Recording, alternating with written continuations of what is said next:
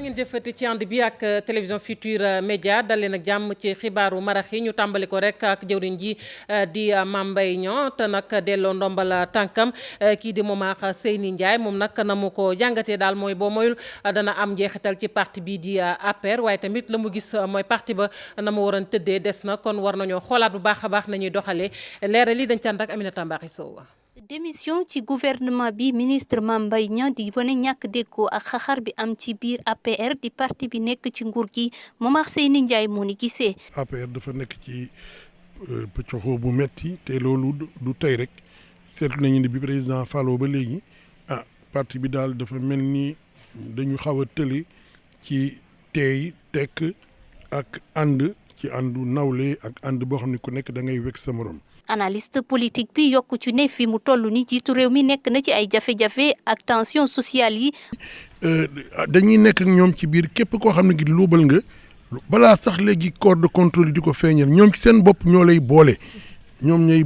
tamante di feeñal mbir yoo xam ne xëy na rafetul ga waaye mënoon nañ ko sax denc seen biir ba corps de contrôle di génne ko waaye ñoom ci seen bopp ñoom ñooy wane seen bopp ne dañoo xaw a tële ci yore réew mi. moom mu gis ne ñi nga xam ni ñoo fare ci biir APR dañoo war a mànkoo am benn gis-gis lu ko mooy njiitu réew mi moo war a yëkkati ay kaddu. dafa mel ni président Macky Sall yëf yi daf ko xaw a sax ëpp doole. ba dinay léeg-léeg mu yëkkati loxoom dóor ci taabal ji noppi leen bu gaañu noppi as tuut buñ dawalee tuuti mu am yeneen yu feeñaat bu mel ni seen biir loolu dafa xaw a sax laaw ci biir Sénégal yëpp. fii ak juróom ñaari weer ñu jublu ci ay élections présidentielles mu jàpp ni xiiroo beeg ngaayoo bi ci biir parti présidentiel du luy arrangé benn yoon lu ko may njiitu réew mi dafa war a am feneen fu mu jëfandikoo ngir mën a génn ci crise bi nga xam ni moo am ci partem. coowal Mame Mbaye Niang nag ma ngay lëmbee rawatina ak nag ca programme boobu nga xamante ne duppee nañu ko Prodac ñuy njortu sax ba boog am ñu ne laale na woon ca mbir moomee ak rapport boo xamante ne génnoon nañu ko ci wàllu we ak lu mu ci mën a doon programme boobu di Prodac nag ña cay liggéey ñoom ñu ngay wéyal seenub liggéey point focal bi di Abdou Souleye Kidiara yëkkati na ci ay kaddu di xam ne nag ne kii di Mame Mbaye Niang amul lenn daal lu nu koy sikki sàkkal bu sañoon nag loolee mu delloo dana ko jëlaat ñu teewlu ay kàddoom ci micro Cheikh Diop. ayu bés bi daal di door ci immeuble bii le programme national des domaines agricoles nekk file ñi nga xam ne ñoom ñoo fiy liggéeyee nag ñu ngi wëyal bu baax a baax li nga xam ne moom moo di seen i ay activités. gëm naa mënut a changer lu bari bu dee am changement xam nga il faut ñu def différence mooy Mame Mbaye Niang nekkoon na ministère tutelle Prodac nekkatu ko donc day gaaw trop ñu mën apprécier ne daa am retombé mais lii am dans la suite yàlla rek a xam ak Macky Sall moom mi ndey mbir mi. donte Mame Mbaye Niang bi mu fi jugee ba suñu jonn yàllaay tey daal dinay mat lu tollook juróom-ñetti weer ñii lee nga xam ne doon na liggéey ak ñoom di xam ne Mame Mbaye Niang mën na compter seen jàpp ndal ba tey. dans le Sénégal ak pays sérieux un ministre mënta dugal loxoom ci gestion financière direction mënul nekk. tous les ministres du gouvernement du Sénégal bu seen directeur defee détournement bu ñu ko jiiñee mënuñ ko jiiñ ministre bi. la ñuy jiiñ ministre bi responsabilité morale la parce que këram la xewee. donte li ñu teg ci ndoddam daal dina jur coow lu rëy. kii la nga xam ne daal dinañ weccoonte ak moom di xam ne ne Mame Mbaye Niang ci ay dëggam la ne. non xam nga tey démission d'un ministre ci li nga xam ne ci li ma gis parce que li may wax ni Mame Mbaye Niang neew na lii moo tax ma démissionné xam nga waxu ko ba léegi foog ñu leeral loolu ci li ma liir nit ñi liir ko ñëpp liir ko def ne convenance personnelle. loolu la wax te c'est un homme d'état bu démissionné du wax diw lii moo tax may démissionné. fii la ci Prodac ñi nga xam ne ñoom ñoo di agent yi nag di xamle ne nekk bi nga xam ne Mame Mbaye Niang nekkoon na fi mi ngi des ci seen i ay xel ba tey ñoom ñu leen nag di sàkku rek Mame Mbaye Niang mu daal di dikkaat ci gouvernement bi. Prodac boobee sax xam naa ab njàngat bu ñu ci defoon inspection générale des finances moo ko defoon rapport boobu nag dëxëñ lu bare bari bokk na nag ci ay luubal la ñu wax ci wàllu koppar waaye tamit ña nga cay wax ay marché gré à gré. Alassane Ba moo dikk ak ñun ci rapport boobu nga xamante ni yéenekaay bii di Libération moo ko génne woon. buñ sukkandikoo ci xibaar yi nga xamante ni quotidien Libération joxe na ko biir Prodac li fa xew jéggi na dayoo ay koppar yu ñu luubal ay surfacturation ay dépenses yi nga xamante ni jaarut yoon wala bokk ay marché yu ñu joxe te nuñ ko tëralee itam jaarut yoon ca njëlbeen société israël bi di Green 2000 daanaka waroon saytu wante itam taxawal dak bu CFA bu kër Momar Sarr bu kër Samba Kane ak Itato daanaka dañ ko jox benn marché te dañ ci déggoo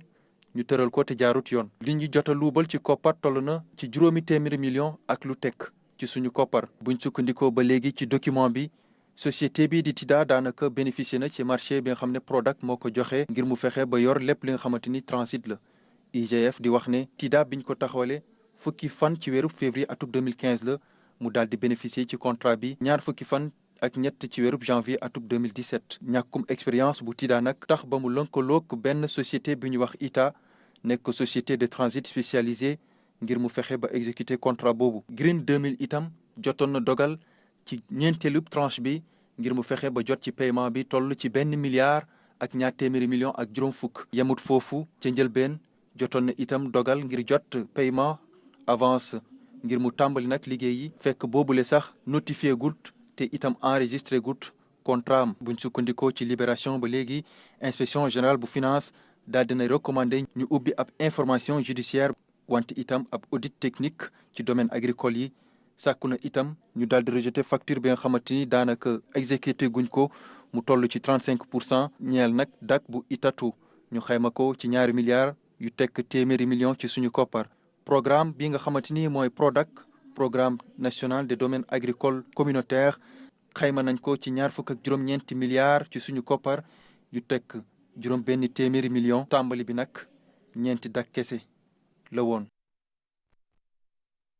jaajëfal ko baax Alassane Ba ñu wax nag ci jafe-jafe ndox mi rawatina nag fële ca Parcelles Assainies ñi nga xamante ne nag ñoom ñooy kilifa yi ñu dénk ndox mi ña ngay def seen kéemtalaay kàttan ndax am na ci sax ay fontaine yoo xamante ne ña ngi koy yebal foofu waaye taxul nag askan wa génn ci jafe-jafe ñi jànkoteel ndax lu jëm nag ca fontaine yooyu dañuy xëy di ko toogaanu suba ba jant bi soo ngir am ndox loole nag fekk si maanaam la ñuy fay nag ngir seen i ndox yegg ci seen i kër ñu ne nag loolu yëpp daal mënatuñu koo dékku Pafara ñi nga ceex na Laurent ay charrette benn auto pick-up bu def nag ay bidon ndox jigéen ñu yenu lii di ay paan xar kanam bi nu mel moom la ñu nemmeeku ci diwaanu Parcelles muy góor wala jigéen ñoom ñëpp daal di wër ñetti ciy robinet ngir mën a am ndox te duñ ci fay dara. waa SONES ñëw branché robinet yi fii nii xam nga pour képp ku ñëw root dem yóbbu sa kër ndox bi nekkul dañ koy jaay peut-être xëy na ñeneen am na ñoo xam ne dañuy ñëw pour jaay mais fii moom kenn jaayu fi. damay root dinaa root ay bërigo root ay bitel te xam nga ndox du doy ndox mooy nit. fi la ñu nekk 6 heures buñ avant ñuy ndogu comme heure bi nii am na ñu fi nekk depuis 15 heures ñii depuis 16 heures ñii depuis 14 heures tu vois fii la ñuy nekk toog woor ba pare sonn war a root ndox. bu dee sax doo fay dara li nu mel njiit yi daal di koy génne waaye la ko yóbbu ca kër ya nekk lu jafe lool. damay yóbbu ñii jox ma 1500 ñi jox ma 1000 francs loolu lañ mooy sama liggéey. ay 15 16 gudd wala 15 gudd. waaw ay 1000 francs ay 2000 mais doole yemut am ñoo xam ne tey 1000 francs boobu noonu buñ ko amee pour ndogu la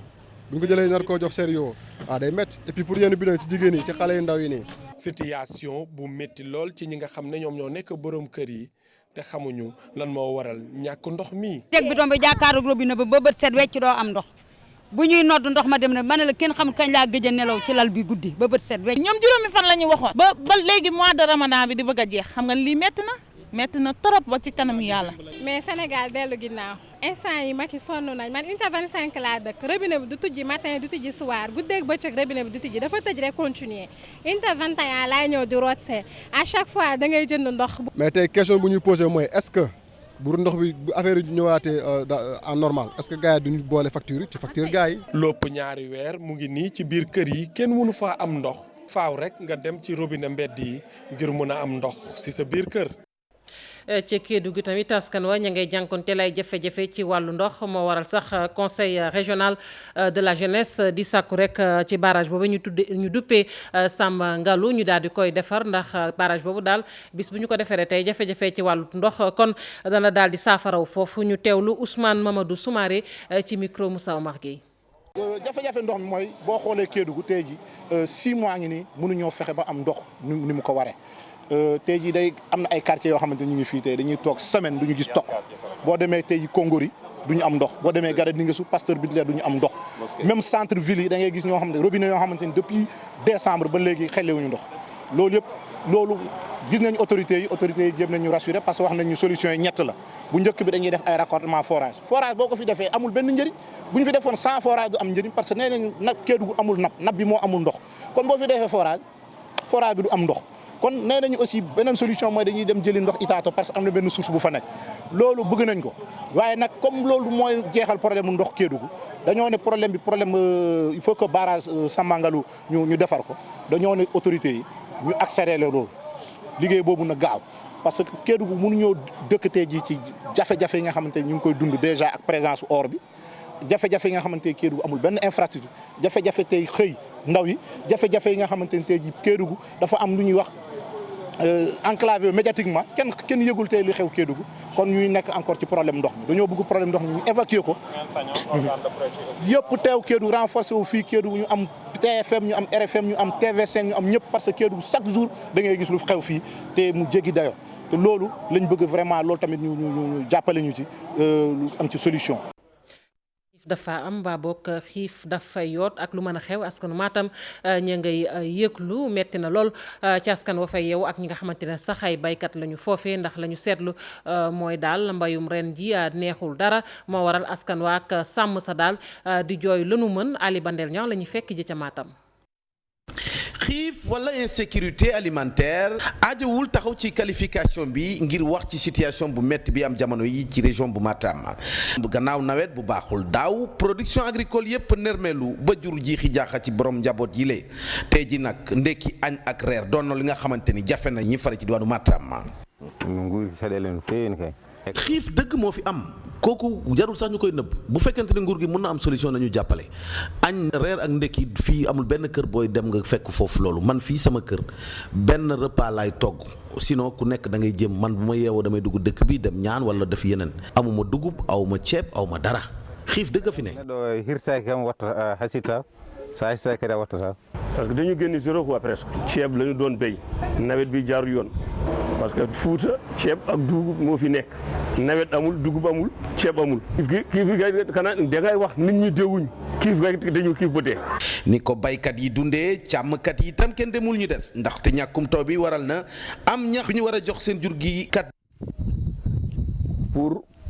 sàmmkat yi kay ñoo gën a dee ndaxte nag jur gi bëri na lool te màngaankat yi maanaam transhumants yi jóge ca Mauritanie ak Podor dañoo fees del ci diwaan bi tey ji balaa nga leen di yërëm rek nga dugg diwaanu Ferlo ñax amul ndox amul aliment de bétail kenn waxaaliwu ko saak rakkal tey ji mu ngi jar 9500 francs rakkal bi jóge Mali moom kenn du ko laal ndax 13000 14000 lay jar wax dëgg yàlla ñu ngi sàkku ci nguur gi xiif bi ñuy wax du nit ñi rek même jur gi mu itam sonn nañu wàllu si te ñun ren dañoo bëgg aliment de bétail boo xam ne dañu koy may waxuñu sax ñu koy jaay ndax balaa ngaa jënd nga am loo jëndee 40 kilos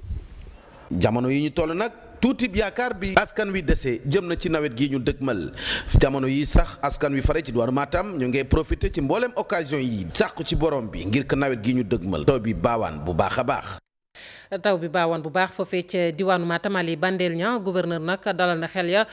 ci jafe-jafe yooyu nga xamante ne ñu ngi koy dund ndax nee na nguur gi daal ma nga cay def la mu mën ndax am na loo xamante ne sax ñu ngi koy jagleel askan wi ndimbal la ci wàlluk nag la ñu jëfandikoo ci dund waaye tamit léeg-léeg rek ñu jagleel leen ay koppar am na nag plan de riposte sax bu ñu fa teg ñu teewlu gouverneur bu Matam Omar Amadou Baldé Lewuyo. li jiitu yëpp d'abord mooy reconnaître que vraiment amoon nañu ay situation yu xaw a difficile ci région bi ci wàllu sécurité alimentaire waaye bi loolu amee dañoo donc évaluer situation bi nas li ñuy wax plan d'urgence pour population yi plan boobu nag vraiment ñu war a sant yàlla bu baax chef de l'État ci boppam moom moo ko jël mettre ko en œuvre joxe ay instructions d'abord jàppale nañu mbokk yi pour ñu mun a def campagne de contre-saison mais ensuite jàppale nañu it population yi nga xam ne dañoo nekkoon ci difficulté ànd ngeen ak ñun fii bi ñuy assister population yi ci ceeb également ñàkku leen yëg effort yi état bi def pour assister population yi à travers un transfert de cash money. D'abord musuñu toog croiser les bras. Il est vrai que situation bu xawoon difficile à un moment mais lépp li nga xam ne état bi mënoon na ko def nañ ko d'abord ci wàllu ay semences ak ay intrants chef de l'État joxe woon na ndigal ministère de l'agriculture mu jàppale producteurs yi. Deuxièmement chef de l'État aussi joxe na ndigal pour que ñu mun a assister population yi joxe nañ fi presque plus de 2000 tonnes de riz ci ñetti départements yi loolu pour jàppale famille démunies yi mais également def nañu ay transfert cash money. Situation élevage bi aussi actuellement mi ngi metti ci éleveurs yi mi ngi metti ci ñun ñi fi toogal nguur gi. Rendre nañu compte autorités yi loolu aussi donc am na ay mesures yi ñu ci jël. ñaddu ci leneen muy ñi nga xamante ne nag dañuy dund ak laago ba noppi teg ci di yalwaan ñu ne nag bu ñu sañoon daal nguurug Sénégal dina leen dimbali ci lu bare bari ndax booy seetlu dafa mel ni dañ leen a beddi loole nag metti na leen ba fa mettiyam ñu ne nag fii ak yëf yi mi ngi tëddee nii ñoom yalwaan gi donte nag sax dañu koy tere duñu ko mës a baax ay satu pay ya ñi nga xamante ne ñoo yox waaye laago te di yalwaan foo dem fekk leen fa li ñu wax nag mooy ne faaw ñu talal seen loxo ngir mën a dund ne ñëpp liggéey la waaye du bi leen gënal ndaxte ñenn si ñoom sax am nañu ab métier. damaa jàng ba am sama diplôme tailleur laa damay cuub damay ràbb wante dafa doxut moo gisee ñu ne ci tali bii liggéey bi ci boppam moo doxut ba pare ñun lu ñu liggéey borom tànk duñ ko jënd nañuy xeex mën nañoo liggéey tubaarkàlla mu rafet ba bëgg a dee waaye duñ ko jënd dana ko fa wàcc dem jëndi leneen. kenn taxawu leen kenn jàppalewu leen seen situation doy waar loolu nguur gi itam bàyyi leen ak seeni bopp. yow fii feneen foofu dem tamit di déposer ab liggéey lan lay dàq yow receveur handicapé yi mën nañ ko mais duñ leen ko jox. ñun daal gisuñu sentir suñu bopp ci Sénégal ndax lu société bu mu fi mënti doon ay escalier la ñuy teg suñu eggee ci buntu ba la ñuy taxaw wol ma gardien bi mu ñëw wax ak yow bu fekkee ku baax la mu dimbali la aidé la nga jàll bu fekkee ku bon la mu ne la fulkan foofu mënoo fee jàll wala amoo fi place. li ñu gis nag ne moo leen nar a génne ci problème il nekk na ab politique boo xamante ne dina leen encadrer ba ñu mun génn ci yelwaan gile. li war mooy loi d'orientation sociale bi li nga xam ne santaane ko nag wax na ko donc ñu appliquer ko boo ko defee ñii nekk ci mbedd mi danañ mën di dem di liggéey di gagner seen vie normalement sans pour autant que kenn di leen sot. naam sax nag bu ñu leen joxoon benn appui diine l'islam dafa bañ li nga xamante ne mooy taxaw di yalwaan ak anam yoo mënti nekkee. yalwaan dafa nekk pratique boo xam ne day porter atteinte à la dignité de l'homme sa ngor lay ruusel mais aussi tamit day régresser réew sur le plan économique rawat na nag di ko def métier. tey nekk na pratique boo xam ne bu ñaaw ci Sénégal gis ni vraiment nit ñi dañ dem ba jël ko def ko métier mais wane ni daal islam moom daf ko condamner sur toutes ses formes. ñun nag question bi nga xamante ne war nañ ko posé wu mooy ne ndax nag mbedd mi mooy seen place waaye laago yi ba ñu dem ba di tàllali loxo. jaajëfal ko Aïssatou Paye ni ki ëllëg nag ci talaata ji dana am ab ndaje rek boo xamante ne nii daana ko ubbi fële ca Diamniadio loolu nag soxal rek ci li nga xamante ne nii moo war a génne ci pétrole beeg gaz bi liggéey bi lépp loo xamante ne kon dana ca soqe ko ni ñuy fexee rek kon ba daal di koy séddoo ndax ku ne xam ne ni pétrole ak gaz bi ñu ngi koy tudd kon ci waax yi Sénégal bi rawatina ak pétrole bi ñu ne nag loolu daal dina tax kon ku ci ne ñu xam loo ci am rawatina nguurug Sénégal ndax téeméer boo jël sax am na ca juróom fukk secrétaire permanent adjoint bu COS-Petrogaz moo ca yëkkati ay kàddu ñu teewlu ko Mamadou Fall ci micro Mame Biram Diouf.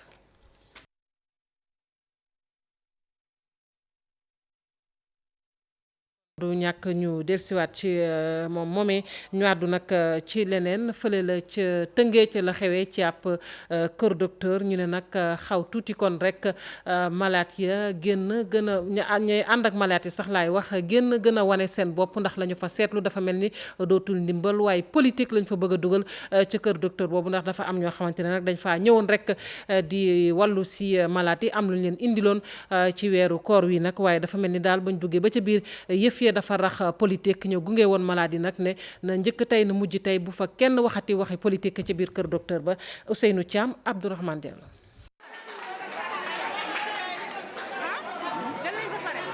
ak ndimbal boo xam ne bii daanaka dañ ko soppalik réunion politique ci barabu fajukaay mbir mi nag mi ngi xewee fii ci diwaanu Tëngéej fële ca district sanitaire ba mu doon loo xam ne li nag ñii nga xam ne ñoom gunge si malaat yi nag ñaawlu nañ ko ba fu ñaawlu yem. kii neexuma sama yaay dafa nekk coma démb ba tey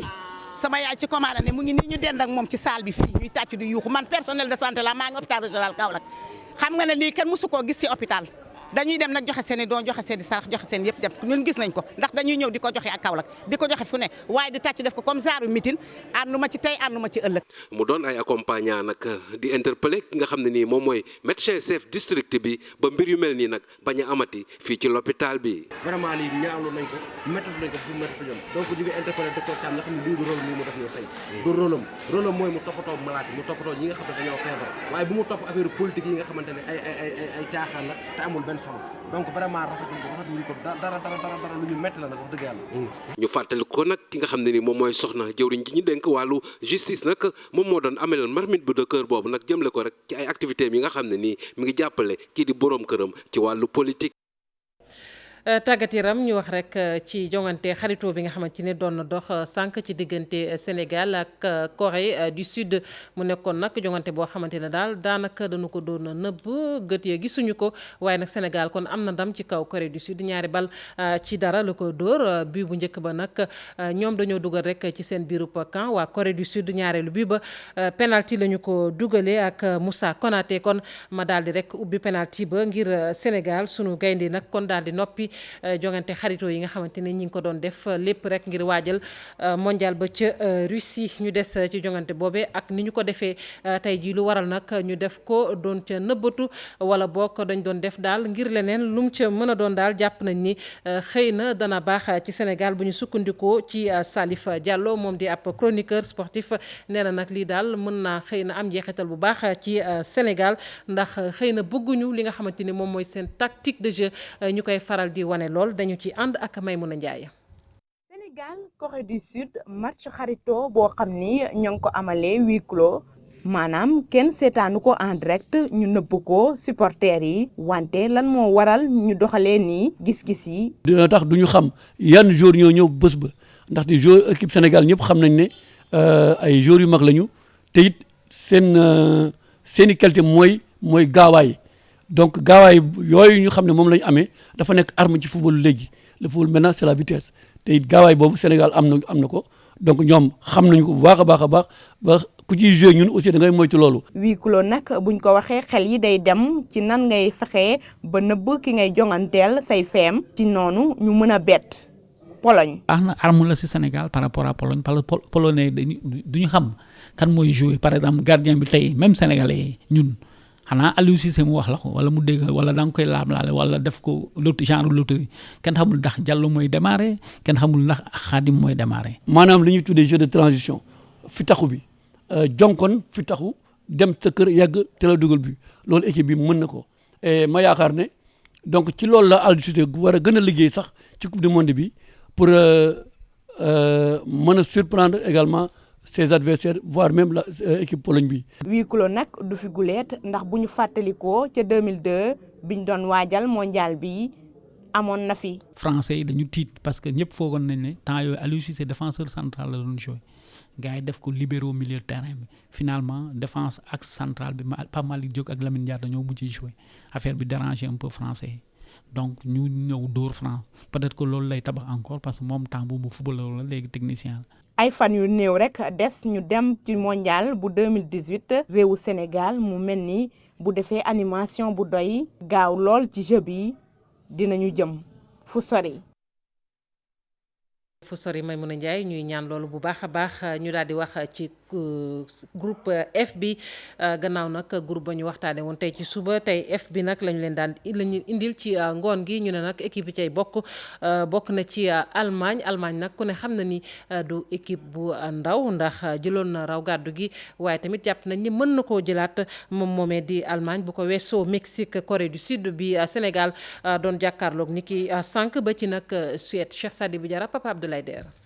groupe F bi ñu miin coupe du monde ñoo ci daje Allemagne mi yor raaya gi jëloon coupe du monde bi passé ñi ngi seen fukk ak juróom-ñeenteeli yoon ñuy bokk ci mondial bëgg nañ dàbbali jëlaat ko muy doon juróomeeli yoon ñuy jël coupe du monde bu boobaa lu mën a nekk la bu ñu xamee seen pas-pas teg si équipe bi changé wul entraîneur bi Joachim Löw mi ngi ànd ak Manuel Neuer Toni Kroos ak ñoom Thomas Müller ngir gagné. beneen équipe bu miin coupe du monde muy Mexique fukk ak juróom benneeli yoon a ngi noonu équipe bii di bokkaat ci coupe du monde bëgg nañu àgg ca quart de finale lu mu néew ndax géej nañ fa ca atum 1986 jamono jooju ñoom ñoo organisé woon coupe du monde ba seen attaque mooy seen doole ak Irving Lozano ànd ak borom expérience bu xarañ Javier Hernandez ci Charito. Suède dellu si ci coupe du monde moom gannaaw ñaar yu mujj yi qualifié wuñu woon équipe bu bees la ñu indi gannaaw Zlatan Ibrahimovic retraité na ñuy yaakaar ci ay ndaw yu xarañ niki Forsberg.